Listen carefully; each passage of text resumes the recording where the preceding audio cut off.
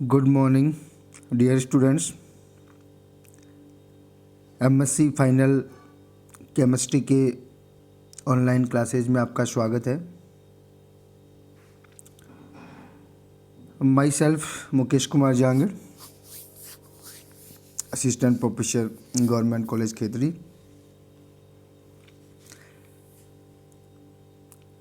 पिछली क्लासों में हम लोगों ने जो ऑर्गेनिक स्पेशलाइजेशन का जो सेकंड पेपर था डिस्कनेक्शन अप्रोच का, वो डिस्कस किया है। अब हम लोग आज से एक नया पेपर जो ऑर्गेनिक स्पेशलाइजेशन का थर्ड पेपर है, फोर्थ पेपर है, नेचुरल प्रोडक्ट, उसके बारे में डिस्कस करते हैं। देखो, नेचुरल प्रोडक्ट क्या है वो तो आप सबको पता ही है। जो नेचर में जो भी प्लांट्स पाए जाते हैं और उनसे जो एब्स्ट्रैक्ट करते हैं अपन लोग, वो सारे नेचुरल प्रोडक्ट में आएंगे। देखो, हमारा जो सबसे पहला चैप्टर है नेचुरल प्रोडक्ट में, वो है आपका terpenoids and carotenoids. Terpenoids and carotenoids. और इस चैप्टर में हम लोग कौन कौन से कंपाउंड के बारे में पढ़ने वाले हैं वो हम लोग देख लेते हैं। इस चैप्टर में हम लोग 10 कंपाउंड्स के बारे में डिस्कस करेंगे। और वो 10 कंपाउंड कौन कौन से होंगे? देखो, वो 10 कंपाउंड हैं। देखो, सिट्रेल होगा, अल्फा टर्पिनियोल होगा, फार्निसोल होगा। ये सब की स्ट्रक्चर आपको पता होनी चाहिए पहले। फार्निसोल के बाद में जिंजीबेरिन पढ़ेंगे, जिंजिन के बारे में मैंथेनॉल पढ़ेंगे, मैंथोलोल के बाद में सेंटोनिन पढ़ेंगे। किसके बारे में पढ़ेंगे?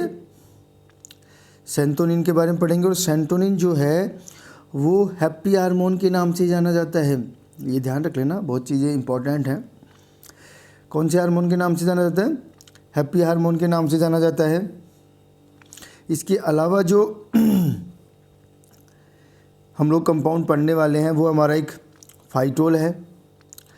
फाइटोल के बाद में हम लोग एक एबिटिक एसिड के बारे में पढ़ेंगे, एक बीटा कैरोटीन के बारे में पढ़ेंगे। देखो, एक चीज़ मैं यही बता दूं आपको,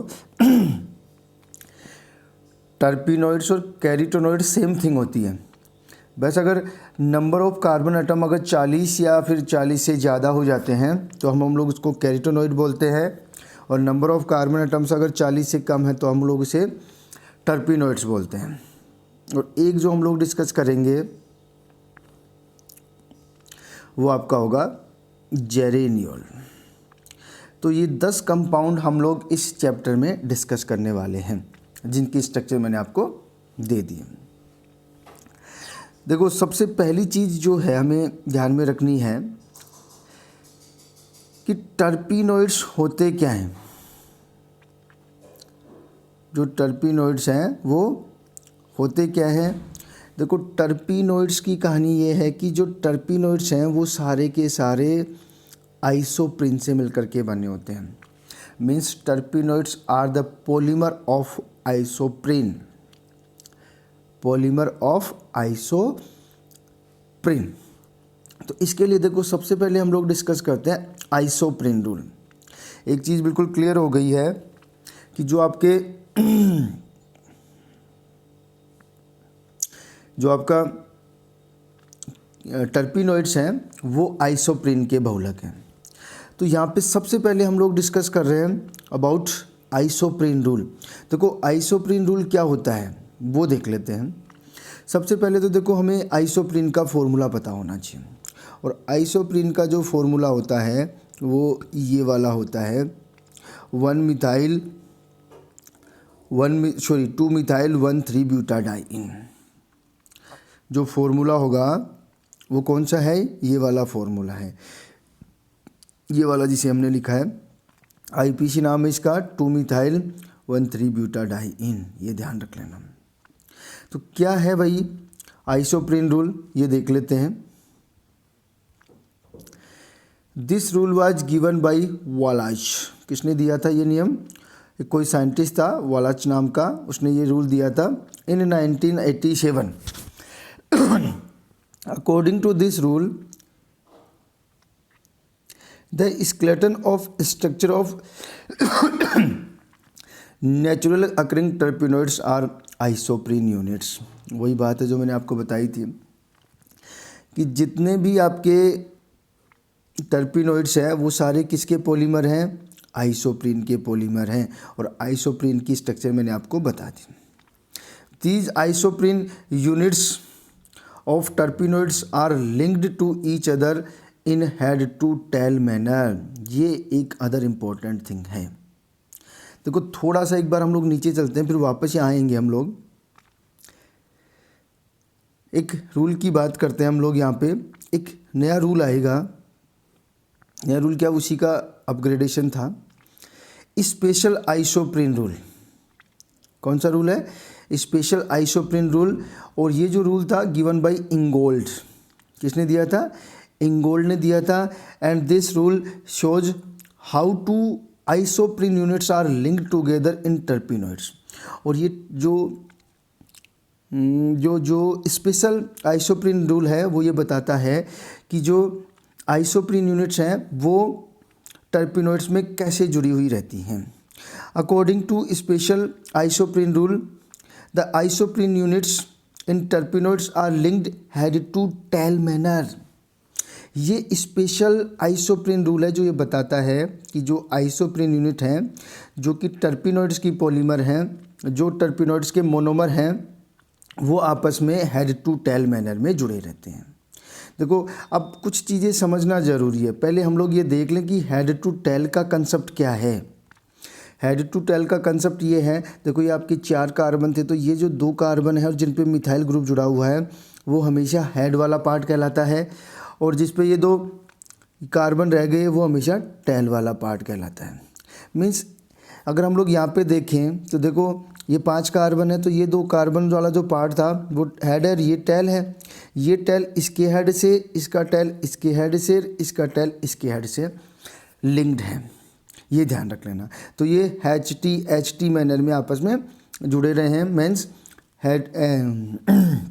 हेड टू टेल मैनर में ये आपस में जुड़े हुए हैं, ये ध्यान रख लेना आप लोग।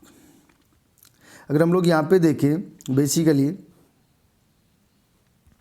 तो देखो ये हमारा कोई कंपाउंड है और ये कंपाउंड है, तो यहाँ पे अगर हम लोग इसकी बात करें तो 2 यूनिट से बना हुआ है। यहाँ से अगर हम लोग ब्रेक कर लें तो देखो 1 यूनिट तो ये रह गई, और इस यूनिट का जो आइसोप्रीन यूनिट है उसका हेड वाला पार्ट ये है, और दूसरी यूनिट ये रह गई नीचे वाली, और इसका ये वाला टेल वाला पार्ट है। तो देखो इसका टेल इसके हेड के साथ जुड़ता है। देखो इसका ये वाला हेड, अगर हम लोग इसको अच्छे से देखें, इसका ये वाला हेड इसके ये वाले टेल के साथ जुड़ रहा था इस वाले स्ट्रक्चर में। ये अच्छी तरह से समझ लेना आप लोग, ठीक है। आगे चलते हैं। तो ये आपका स्पेशल आइसोप्रीन रूल हो गया, और स्पेशल आइसोप्रीन रूल हो गया तो इसको हम लोग कुछ एग्जाम्पल के थ्रू देख सकते हैं। देखो, और अगर एग्जाम्पल की बात कर रहे हैं तो देखो ये आपका माइरिसिन है। क्या नाम इस कंपाउंड का, माइरिसिन। और माइरिसिन में 2 आइसोप्रीन यूनिट जुड़ी हुई है। तो देखो सबसे पहले तो आपको ये चेक करना है कि कोई जो टर्पिनोइड है वो आइसोप्रीन रूल को फॉलो कर रही है कि नहीं कर रही है। तो आप सबसे पहले तो नंबर ऑफ कार्बन कैलकुलेट कर लो। 1 2 3 4 5 6 7 8 9 और 10। 10 कार्बन है तो 2 आइसोप्रीन यूनिट हो सकती हैं। ये बिल्कुल 2 आइसोप्रीन यूनिट है। सिट्रल बहुत इंपॉर्टेंट है, इसमें भी 10 कार्बन है। और ये आपका है एबिएटिक एसिड, इसमें आप लोग देख सकते हो 4 आइसोप्रीन यूनिट हैं, 1 2 और ये 3 और इधर वाली 4, मतलब 1 यूनिट हो गई। 4 आइसोप्रीन यूनिट कौन सी हुई, ये एक ये वाली, दूसरी ये वाली, तीसरी ये वाली और चौथी ये वाली। आप लोग चेक कर सकते हो आसानी से कि ये चारों यूनिट एक दूसरे से हेड टू टेल मैनर में जुड़ी हुई हैं, ये ध्यान रखना। देखो आपको ही पता है एक्सेप्शन हर जगह होते हैं, तो इस रूल का भी जो आइसोप्रीन रूल है या स्पेशल आइसोप्रीन रूल है उनका भी कुछ एक्सेप्शन है। तो अगर हम लोग, एक तो आपका क्रिप्टोन, ये कंपाउंड जो है क्रिप्टोन है, इसमें 9 ही कार्बन है, ये भी टर्पिनोइड का है, ये भी टर्पिनोइड की कैटेगरी में आता है, बट ये आइसोप्रीन रूल को फॉलो नहीं करता, क्योंकि आइसोप्रीन रूल के अकॉर्डिंग 10 कार्बन होने चाहिए थे अगर 2 यूनिट जुड़ती तो, लेकिन इसमें ओनली 9 ही कार्बन है। ऐसे ही एक कंपाउंड है लेवल्यूडोल, लावान्यूडोल, ये कंपाउंड जो है वो आइसोप्रीन रूल को तो फॉलो करता है। ये जो कंपाउंड है लावान्यूडोल वो आइसोप्रीन रूल को तो फॉलो करता है, बट ये जो रूल है वो स्पेशल आइसोप्रीन रूल को फॉलो नहीं करता। मतलब कि 2 आइसोप्रीन यूनिट तो हैं, लेकिन ये दोनों यूनिट जो हैं वो हेड टू टेल मैनर में नहीं जुड़ी हुई होती हैं। ये ध्यान रख लेना आप लोग। कौन से मैनर में नहीं जुड़ी हुई होती हैं? हेड टू टेल मैनर में नहीं जुड़ी हुई होती हैं। तो ये दोनों एक्सेप्शन ध्यान रख लेना आप लोग। आगे चलते हैं, क्लासिफिकेशन ऑफ टर्पिनॉइड्स। तो क्लासिफिकेशन हम लोग 2 तरह से पढ़ेंगे। पहला है on the basis of number of isoprene unit, कि कितनी आइसोप्रीन यूनिट आपस में जुड़ी हुई है, उसके बेसिस पे कितने टाइप के हो सकते हैं, ये हम लोग देख लेते हैं। देखो ये थोड़ा सा ध्यान रख लेना, इंपॉर्टेंट है। नंबर 1, अगर आपके पास केवल एक आइसोप्रीन यूनिट है तो वो तो आइसोप्रीन ही होगी वो तो, लेकिन फिर भी हम इसे बोलते हैं ये आइसोप्रीन है और इसे हम बोलते हैं हेमीटर्पिनॉइड, हेमीटर्पिनॉइड, और इसका मोलिकुलर फॉर्मूला क्या होगा? C5H8। अगर आपके पास जो यूनिट है वो 2 हैं तो टोटल कार्बन कितने होंगे? 10। और ये जो आपका नाम होगा इस टर्पिनॉइड्स का, उसको बोलेंगे मोनोटर्पिनॉइड्स। अगर 2 यूनिट आपस में जुड़ रही हैं तो क्या बोलेंगे? मोनोटर्पिनॉइड्स। अगर 3 आइसोप्रीन यूनिट आपस में जुड़ रही हैं तो टोटल कार्बन 15 होंगे और इसका नाम होगा सेस्क्यूटर्पिनॉइड्स। ट्राई नहीं होगा, ध्यान रख लेना। क्या होगा? सेस्क्यूटर्पिनॉइड। अगर 4 आइसोप्रीन यूनिट आपस में जुड़ रही हैं तो टोटल कार्बन कितने होंगे? 20, और नाम क्या होगा इसका? डाइटर्पिनॉइड। और अगर 5 आइसोप्रीन यूनिट आपस में जुड़ रही हैं तो टोटल कार्बन कितने होंगे? 25, और इसका नाम होगा सेस्टरटर्पिनॉइड। अगर 6 आइसोप्रीन यूनिट आपस में जुड़ रही हैं तो इसका नाम होगा ट्राइटर्पिनॉइड्स। थोड़ा कन्फ्यूजन मत रह जाना। 6 यूनिट होने पर ट्राइटर्पिनॉइड होगा, 3 यूनिट होने पर सेस्क्यूटर्पिनॉइड होगा। और ऐसे ही अगर 8 यूनिट आपकी होती हैं और अगर आपके पास 40 कार्बन होंगे तो इसे हम लोग बोलते हैं टेट्राटर्पिनॉइड्स। और मैंने आपको पहले ही बता दिया था, इसको हम लोग कैरिटोनॉइड्स भी बोल सकते हैं। क्या बोल सकते हैं इसको हम लोग? कैरिटोनॉइड्स भी बोल सकते हैं। ठीक है, तो ये आपका क्लासिफिकेशन हो गया टर्पिनॉइड्स का on the basis of number of isoprene units. एक और क्लासिफिकेशन हम लोग देख लेते हैं। देखो एक और क्लासिफिकेशन में क्या है, देखो on the basis of number of ring, on the basis of number of ring present in the terpenoids, कि आपका जो टर्पिनॉइड है उसमें कितनी रिंग प्रेजेंट हैं। तो पहला होगा एसाइक्लिक टर्पिनॉइड, जिसमें कोई रिंग नहीं होगी। ओपन चैन टर्पिनॉइड होगा ये। मोनोसाइक्लिक में टर्पिनॉइड में एक रिंग होगी। मोनोसाइक्लिक टर्पिनॉइड में कितनी रिंग होंगी? एक रिंग होंगी। बाईसाइक्लिक टर्पिनॉइड में कितनी रिंग होंगी? 2 रिंग होंगी। और आपका जो ट्राईसाइक्लिक टर्पिनॉइड होगा उसमें कितनी रिंग होंगी? 3। और आपका जो टेट्रासाइक्लिक टर्पिनॉइड होगा उसमें कितनी रिंग होंगी? 4 रिंग होंगी। ये ध्यान रख लेना आप लोग अच्छे से। ये आपका 2 तरह से क्लासिफिकेशन हो गया है टर्पिनॉइड्स का। Number 1 on the basis of number of isoprene units, और number 2 on the basis of number of ring present in terpenoids. ठीक है, तो ये एक बेसिक जो है मैंने बता दिया आप लोगों को। एक चीज़ और इम्पोर्टेंट, कंपटीशन के हिसाब से भी ये चैप्टर बहुत इंपॉर्टेंट है। नेट में भी क्वेश्चन पूछे जाते हैं और अदर कंपटीशन में भी आते हैं। तो आप मैंने जो इम्पोर्टेंट आपको 10-12 जो टर्पिनॉइड बताए हैं उनको ज़रूर आप लोग ध्यान रख लेना। ठीक है, तो नेक्स्ट क्लास में हम लोग अब 1 बाय 1 करके जो आपके सिलेबस में है उन एक टर्पिनॉइड का डिस्कस करेंगे। तो नेक्स्ट क्लास में हमारा पहला टर्पिनॉइड होगा सिट्रेन। ठीक है, तो मिलते हैं नेक्स्ट क्लास में।